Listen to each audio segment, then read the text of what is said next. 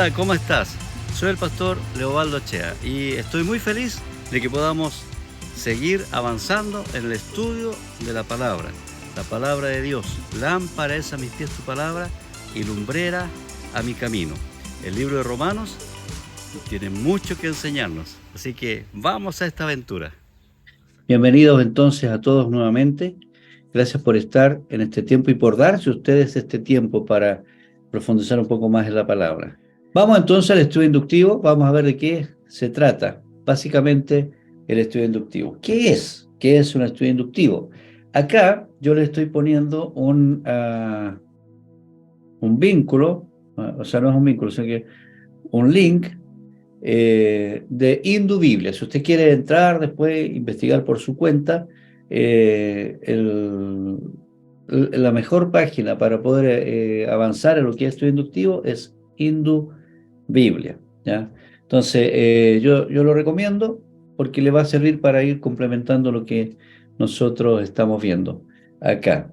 El estudio inductivo, entonces, ¿qué es lo que es? ¿Ya? El estudio es básicamente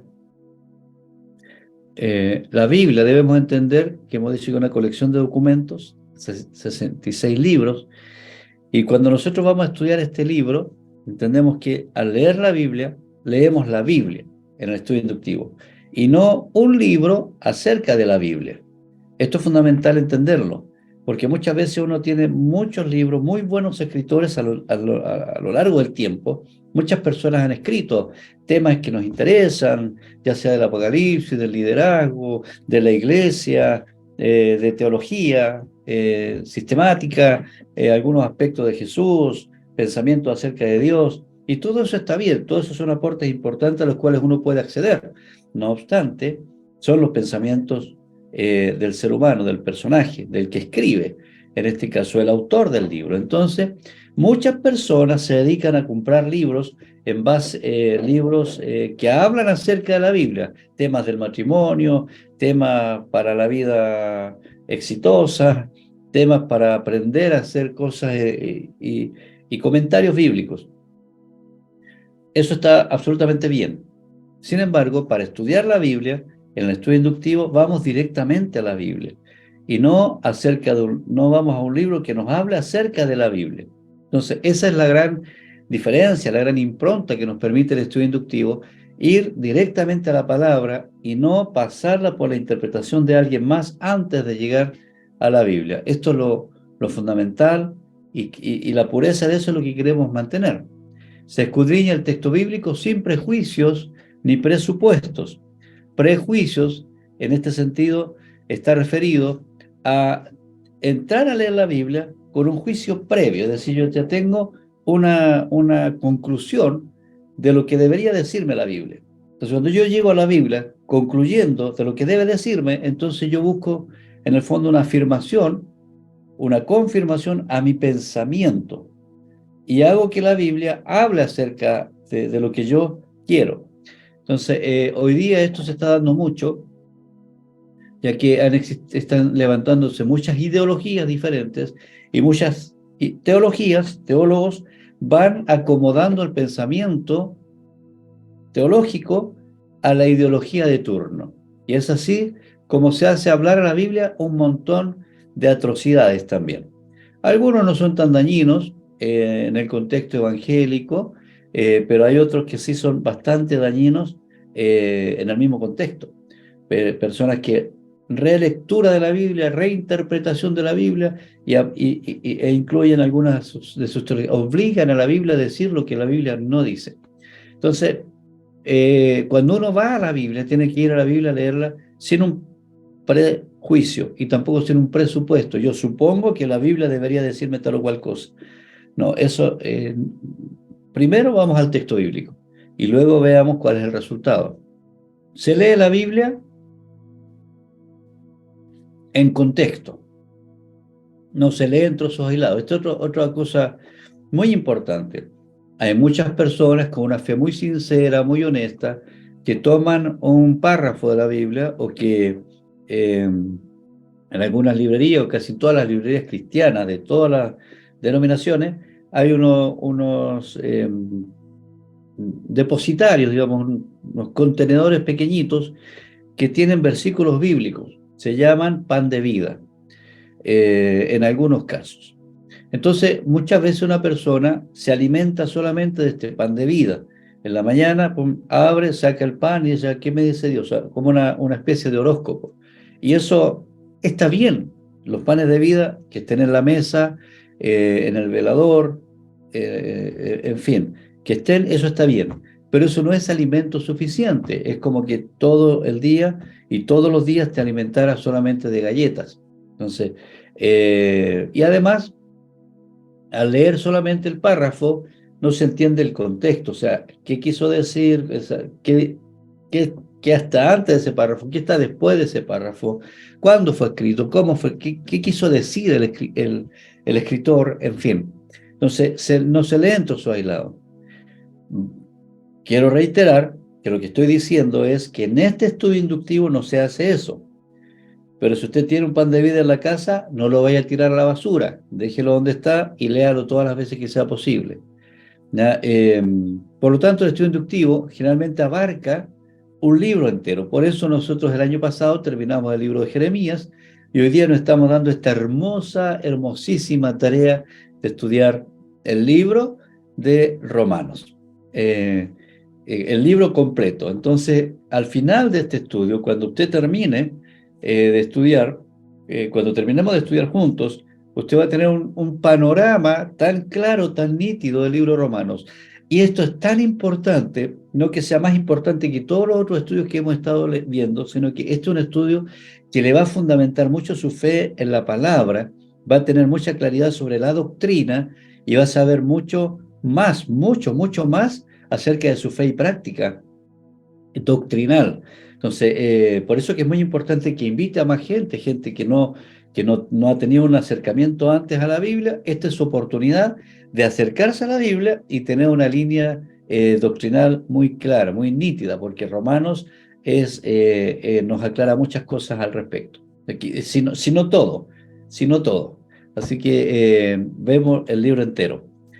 En el estudio inductivo se lee la Biblia sin prejuicios, como ya lo dije anteriormente, subjetivos. Ya eso ya lo mencioné. En lo posible, se echa a un lado ideas preconcebidas para que la Biblia pueda hablar por sí misma. Entonces, uno ora, Señor, háblame directamente desde la Biblia. Y luego empieza el análisis a la Biblia, no respecto de la Biblia, no otro, lo que me dijo otro, o incluso lo que predicó el pastor el domingo. Si bien la palabra que nosotros los pastores predicamos es palabra de Dios inspirada y creemos firmemente que el Señor nos da esa palabra, es bueno que cada persona que escucha la palabra también tenga su propio análisis, no para cuestionar lo que ha dicho el pastor, pero sí para confrontar las palabras del pastor con lo que la Biblia dice. ¿Ya? La Biblia es más autoridad que una predicación. La Biblia es más autoridad que un libro. La Biblia en sí misma es más autoridad, es la máxima autoridad que nosotros tenemos. Por eso que hay que recurrir a la Biblia. Es un estudio serio de las Escrituras. No está hecho desordenado, al lote, sino que está seriamente preparado. Y se acepta la escritura como única regla de fe y práctica. Esta parte es fundamental que la podamos entender. Nosotros al leer la Biblia creemos que es la escritura, la Biblia, lo que está escrito, es la única regla de fe. Es decir, si alguien me dice una cosa que no está en la Biblia, entonces yo no puedo poner fe en eso que la otra persona me está diciendo. Y si alguien me invita a hacer una práctica de cualquier índole, que se contraponga, que no esté fortalecido, apoyado o descrito explícita o implícitamente en la Biblia, es una práctica que yo no debo, que yo no debo realizar. Entonces, este es un principio de fe básico. La Biblia es nuestra única regla de fe y práctica. Fíjese, la mayoría de la gente se hace su idea de Dios de la iglesia, de la fe, de su vida, de su bienestar, en función de su propio pensamiento o de su propia experiencia. Y eso lo antepone a la Biblia. Nosotros hacemos lo contrario. Dejamos a un segundo plano nuestra experiencia, nuestra forma de pensar, lo que nos enseñaron los padres, y vamos ¿a qué? A lo que la Biblia nos dice. Y entonces, a la luz de la Biblia, ajustamos nuestro comportamiento conforme a lo que la Biblia nos dice. Por eso, amamos tanto esta maravillosa palabra. En la Biblia, en este estudio, también aceptamos al Espíritu Santo como autor de toda la Escritura. Me gusta recalcar esto. Yo creo firmemente que Dios, el Espíritu Santo, es autor de la Escritura. No hay otro autor. Pablo, por ejemplo, que vamos a estudiarlo, no es autor del libro de Romanos. O sea, el autor es Dios. Pablo es el escritor. Dios llena de su Espíritu Santo a Pablo, lo hace vivir experiencias, y las experiencias que Pablo vive las describe o le permiten escribir la inspiración que Dios le da. Entonces sí, Pablo le pone su impronta, le pone sus características personales, su forma de expresarse, se adapta también a la realidad cultural que estaban viviendo en el momento, a la realidad social y política del momento, y eso escribe. Sin embargo, el fondo del asunto lo da Dios. Dios le dice a Pablo, esto es lo que debes escribir. No creo que se lo dicte en forma literal, pero sí creo que Dios es el autor, Pablo es el escritor, por dónde pasa, ¿cierto?, la inspiración de Dios. Tal como también ocurre hoy día. Dios inspira, pero realmente es Él el autor de la Escritura. El mismo Espíritu Santo que inspira la Biblia es quien nos revela sus verdades. Es decir, el Espíritu Santo inspiró a Pablo para escribir.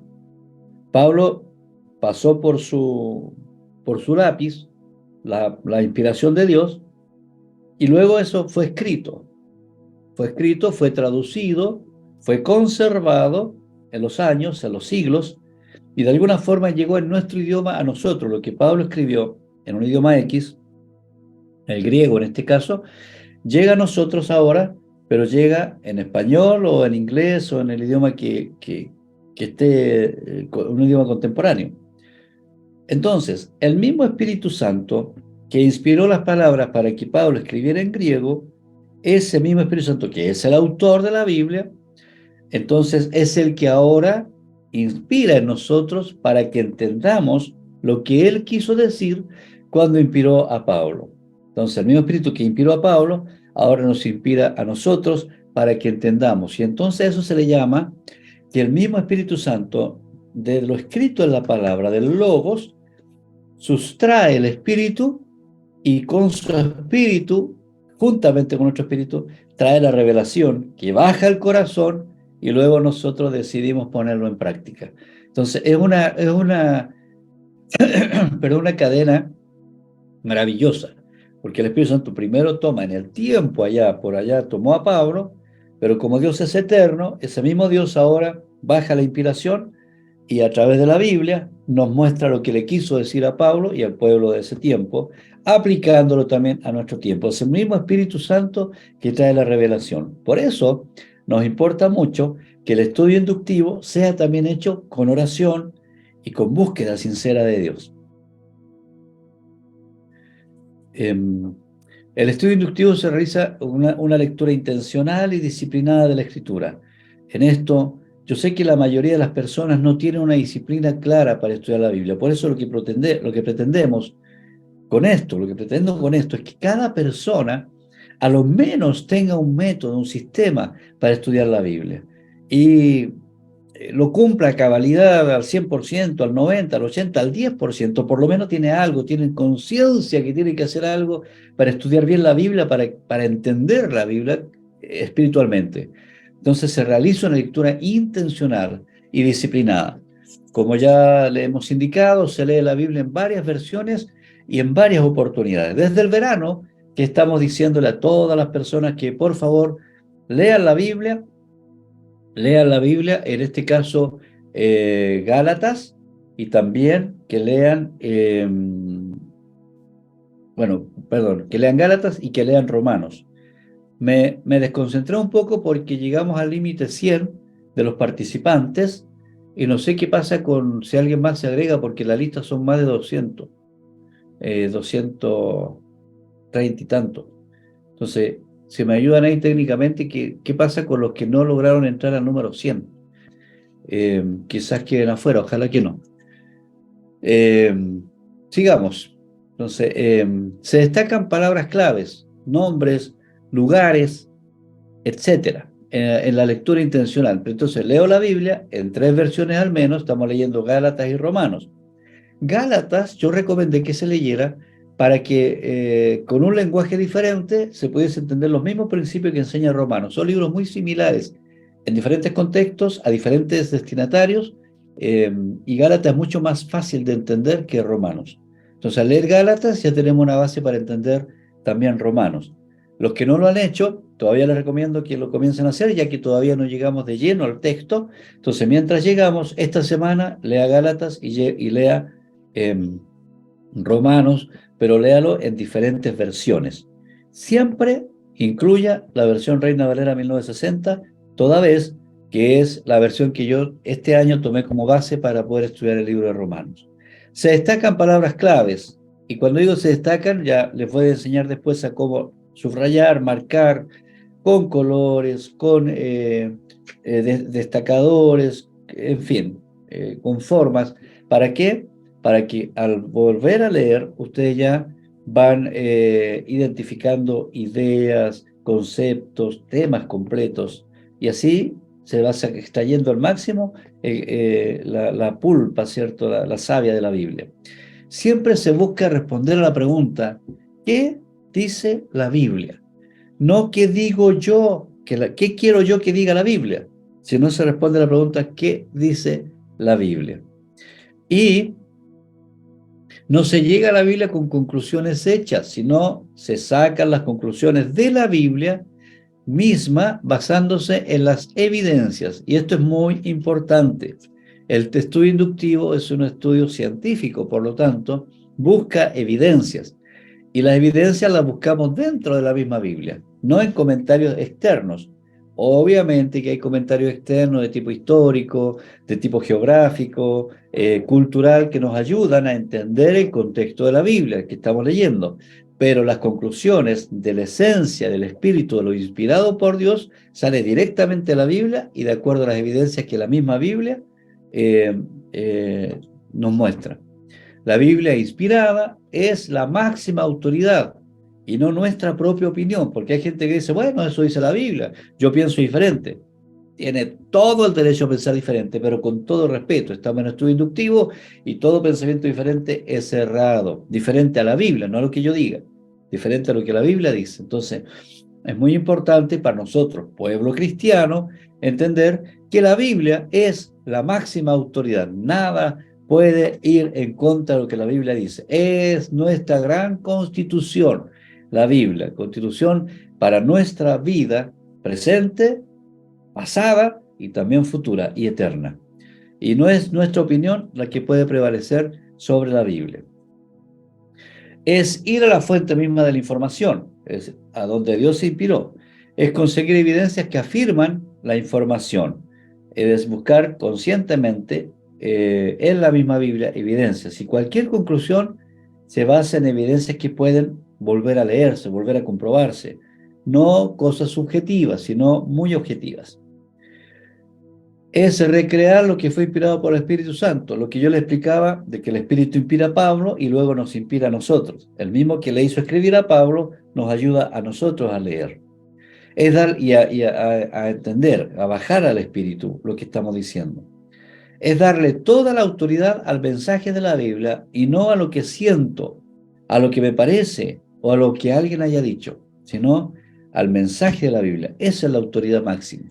La introducción al estudio inductivo conlleva 3 conceptos: observación, interpretación y aplicación.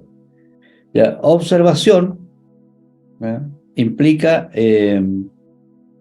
tomar el texto y extraer de él lo que la Biblia dice. Aquí se responde la pregunta: ¿qué dice la Biblia de esto? Luego de la observación viene la interpretación. La interpretación responde a la pregunta: ¿qué habrá querido decir Dios a través de Pablo? O Pablo inspirado por Dios. Entonces uno lee el texto y uno simplemente dice: ¿qué dice la Biblia? Tal cual, literalmente. Y luego va al punto de la observación, de la interpretación. Una vez que ya leí, que observé, que vi el aspecto geográfico, en qué lugar se hizo, en qué tiempo está este párrafo inspirado, aspectos sociales, toda la información que pueda tener, ya sé lo que dice. Pero luego digo: ¿qué habrá querido decir? Conforme al tiempo, conforme al lugar, la persona, el destinatario, el escritor, ¿qué habrá querido decir? Y luego respondo que eso es interpretación. Y al final llego a la pregunta: ¿qué quiere decir en mi tiempo? Lo que Dios dijo en ese tiempo. Entonces paso por la observación, ¿qué dice? Paso por la interpretación, ¿qué quiso decir? Y paso por, termino en la aplicación, que me lleva a concluir cómo aplico ese texto bíblico a mi realidad, ¿no? Entonces, ¿qué dice el texto? Ahí está, la observación. Descubre qué dice el texto. Luego es la interpretación y luego es la aplicación. Entonces, ¿cómo puedo sacar el máximo provecho a este espacio de Biblia Fácil? Aquí tomen nota ustedes. En primer lugar, vea sin falta el video presentado. Participe al 100% de todos los estudios que vayamos haciendo, porque inevitablemente pueden surgir comentarios que realicemos en el estudio que probablemente que le van a dar la base para poder entender bien lo que usted está estudiando en su casa por su cuenta.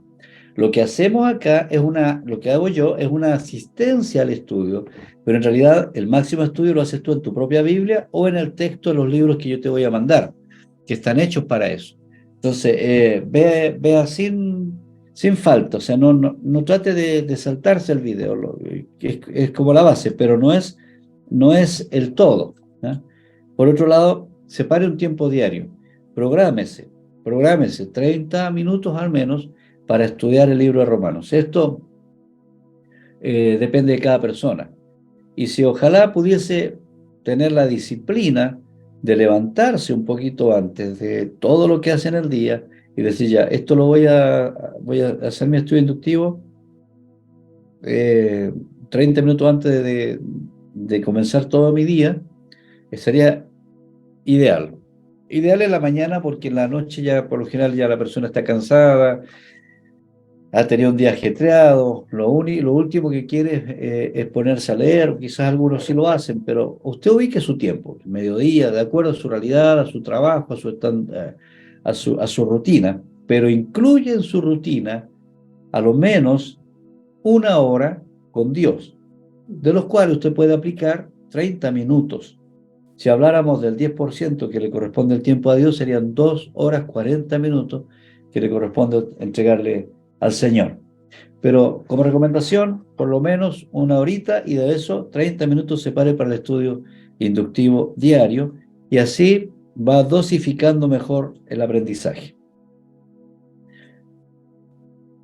Ore pidiendo a Dios que su espíritu le revele. Recuerde que es el espíritu que inspiró a Pablo, que ese mismo espíritu te interprete la palabra para el tiempo de ahora. Lea el pasaje con cuidado, como ya dije 3 veces. Ya a esta altura, ya habría leído, ¿cierto?, todo el libro de Gálatas, todo el libro de Romanos, completo, en 3 oportunidades, en 3 versiones distintas, pero ahora vamos texto por texto. Entonces los párrafos que yo les voy a ir entregando, usted los vuelve a leer, pero como ya los ha leído, va a ser más fácil la asimilación. Al leerlo, usted comienza también a subrayar, a marcar, a poner colores, de acuerdo a su propio estilo. Y marque palabras claves. Haga listas en la parte en blanco que van en el texto que yo les mando. Puntualice bosquejos, porque a veces los párrafos están tan bien diseñados, sobre todo en Romanos, que se pueden hacer bosquejos claramente. Y anote temas relevantes. Ahí al lado usted va anotando. Entonces, cuando usted vuelve a leer la Biblia, en el libro de Romanos se va a encontrar con esos apuntes que usted ha realizado y se le va a hacer mucho más fácil volver a interpretar y aplicar la Biblia a una situación personal particular en especial. ¿Cómo se debe leer la Escritura? Con visión, con un lente cristocéntrico. Esto lo dijimos la semana pasada, pero vale la pena repetirlo. Con una mirada espiritual, con el espíritu, antes que el entendimiento. ¿Ya? Eso es muy importante, que baje al espíritu, al corazón. Actitud, con disposición a ajustar la conducta conforme a su enseñanza. Si aprendes intelectualmente y no lo bajas a tu vida práctica, no tiene sentido completo, no se cumple el propósito. El propósito es que afecte nuestra conducta. Y con mirada de eternidad, siempre mirada en lo eterno. Nosotros no somos temporales, somos eternos. Y ahora vamos a Romanos. ¿Cuál es el tema central del libro de Romanos? La justicia por la fe. Vamos a describir bien la palabra justicia, la palabra fe. ¿Cuál es el versículo clave? Porque no me avergüenzo del Evangelio, porque es poder de Dios para salvación a todo aquel que cree, al judío primeramente, también al griego. Porque en el Evangelio la justicia de Dios se revela por fe y para fe. Como está escrito, más el justo por la fe vivirá. Entonces, teniendo esto como tema central, este versículo clave, nosotros con este lente leemos el resto del libro de Romanos, porque aquí estaría como el resumen de lo que después Pablo va desglosando tan certeramente. Aquí descubrimos la estructura de Romanos. Esta estructura yo la consideré desde la mirada del estudio inductivo de Indubiblia, que está donde yo ya les dije que estaba, así que lo pueden encontrar ahí también. Desde el capítulo 1, versículo 1, habla de la justicia de los hombres. El 2, juicios de Dios, y entonces el tema ahí es justicia e injusticia. Después viene el tema de la culpabilidad, desde el 3:21 hasta el 5:1, donde habla de la justificación por la fe y la justificación por causa de la misericordia, y no por derecho. Esto es muy importante entenderlo, lo vamos a entender en su momento. Luego viene la redención, desde el 6:1 hasta el 8:1, donde se desglosa implantados en su muerte, la ley es pecado. Aquí está este pasaje tan controversial desde el punto de vista interpretativo, dado que muchas personas, y lo voy a repetir muchas veces esto porque me interesa que esto quede muy claro, muchas personas aplican directamente esta enseñanza que Pablo dice, miserable de mí, ¿quién me librará de este cuerpo de muerte? ¿Ya? Entonces él está dando a entender de que él quiere hacer el bien pero no puede. Entonces mucha gente hoy día dice, bueno, si Pablo quería hacer el bien y no podía, y con su cuerpo servía a la carne, al pecado, y con su espíritu y su mente servía a Dios. Entonces si Pablo le pasaba, ¿por qué yo no? Entonces esa parte lleva a una conducta y a teologías erradas, y también incluso a sectas que se formaron como los gnósticos, que separan la carne del espíritu. Y dice, bueno, con la carne podemos hacer lo que sea, total, el espíritu es el que tiene que mantenerse bien. Y esa dualidad de pensamiento, curiosamente, traspasó los tiempos, traspasó los siglos y llegó hasta nosotros. Y hoy día hay mucha gente, incluso predicadores, que dicen, no, sí, con la carne se sirve al pecado, y con el espíritu a Dios, y separando las cosas. O sea, yo puedo seguir pecando y estar bien con Dios. Estas cosas raras. y Pablo, o no me es posible vivir una vida realmente en Cristo. Pablo está diciendo eso desde una perspectiva distinta. Él está diciendo, antes de conocer a Cristo, esta era mi condición. Yo no podía solo enfrentar el pecado. Pero luego dice, gracias doy a Cristo, quien Él me justifica. Entonces, en Cristo ya uno no piensa de la misma manera. En Cristo hemos crucificado nuestra carne y pasiones y deseos con Cristo. Y por lo tanto, sí podemos vivir una vida espiritual. Este tema es muy interesante. Y justamente tiene que ver con el concepto de la redención y con la condenación, porque no hay ninguna condenación para los que están en Cristo. Luego profundizamos un poco más en Israel, porque entendamos que Pablo le está escribiendo a los israelitas que están en Roma y habla de los israelitas de la adopción, la ley de Moisés y de Israel mismo, terminando con el amor sin fingimientos. Desde el capítulo 12 hasta el 15:1 son palabras tan hermosas, tan de aplicación directa, que llegan a ser la preferida de mucha gente, de muchos cristianos, de muchas personas que leen. Renovación del entendimiento, y no nos juzguemos a nosotros mismos, y nos habla también del amor fraternal, de recibirse unos a otros. Hay un apartado especial en el capítulo 16 que nos va a hablar de los saludos. Pablo se da la tarea de hacer saludos, fíjense si quieren bien en el 16, y comienza a dar una lista enorme de iglesias en casa. Yo diría, a nuestro idioma, iglesias celulares, células, que están distribuidas por diferentes partes con sus propios líderes en las casas, y Pablo se da la tarea de escribirle a cada uno, es decir, una tarea pastoral extraordinaria. Pablo, el pastor, aparece aquí en el capítulo 16. Esa sería como la estructura del libro. Algunas características del libro. ¿Cómo estamos en el tiempo? Estamos bien. De todas las cartas de Pablo, Romanos es la más sistemática, está muy ordenadita. Es muy fácil entender sus conceptos, y es como un tratado teológico.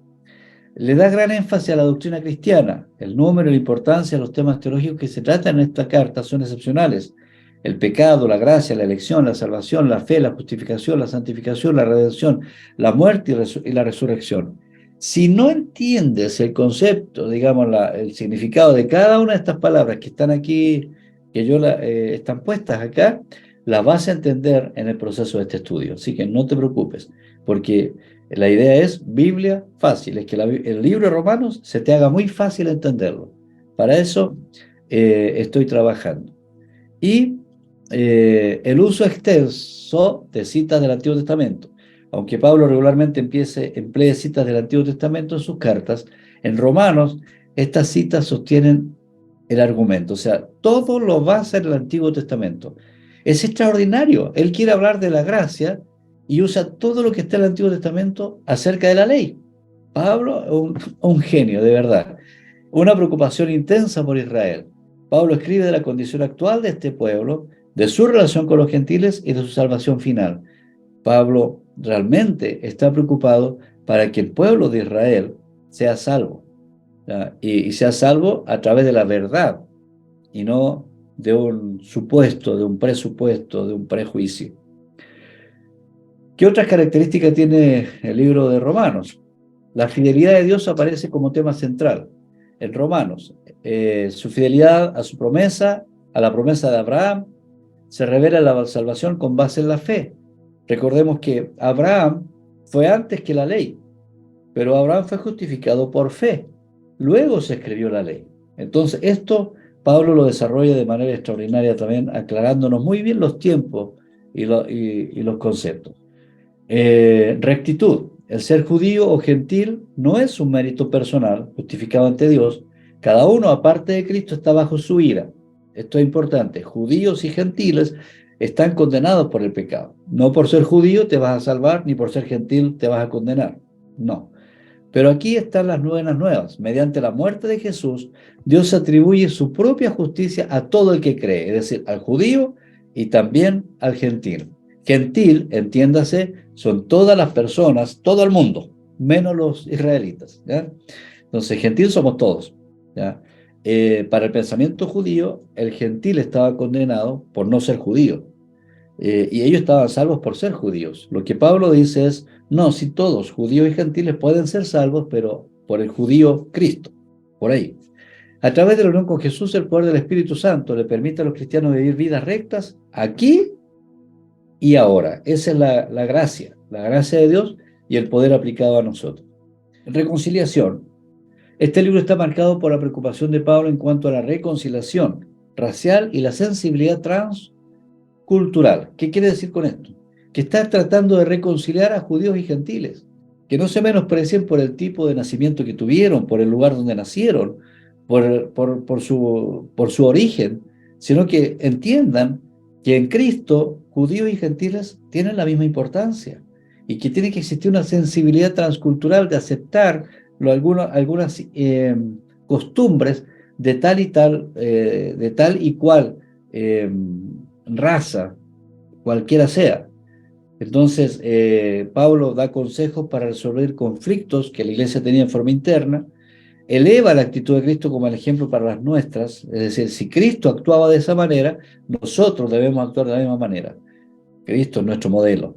Él es la luz, nosotros tenemos que ir tras esa luz para reflejar su misma luz. Pablo reiteró la enseñanza de Jesús de que el amor al prójimo satisface el intento de la ley. Es decir, Jesús lo dijo, Pablo lo reitera y como que lo desmenuza y lo explica de manera más técnica. Jesús fue simple, ya, fue muy simple, pero Pablo se da la tarea de explicarlo un poquito más. La idea es, si realmente amas, si amas, cumples la ley. Si no amas, no cumples la ley. Eso lo dijo Jesús, pero Pablo lo explica, se enreda un poquito más, pero llega al mismo punto. ¿Cuáles son algunas palabras claves? Estas pueden anotarlas para que en las próximas lecturas ustedes ya vayan buscando y marcando. Verdad, gracia, fe, ley, justificar, ira, juzgar, condenar, evangelio, creer, pecado, gentiles, Dios, Jesucristo, Espíritu. Entonces, mientras ustedes escriben, ya empezamos a cerrar este tiempo. Deja que tu luz brille. Deja que tu luz brille. La noche está avanzada, es decir, el tiempo se está terminando. Y se acerca el día. Desechemos pues las obras de las tinieblas y vistámonos las armas de la luz. Andemos como de día. Dios les bendiga y nos estamos viendo. Un abrazo para todos. Chao, chao, chao, chao. Si llegaste al final de este estudio es porque realmente te interesa y Dios está hablando a tu vida. Puedes ayudarnos, podemos hacer comunidad. ¿Cómo? Pon un like, suscríbete a nuestro canal, mándanos un mensaje y de esa manera estarás colaborando para que otras personas reciban este mensaje. Nos vemos en el próximo.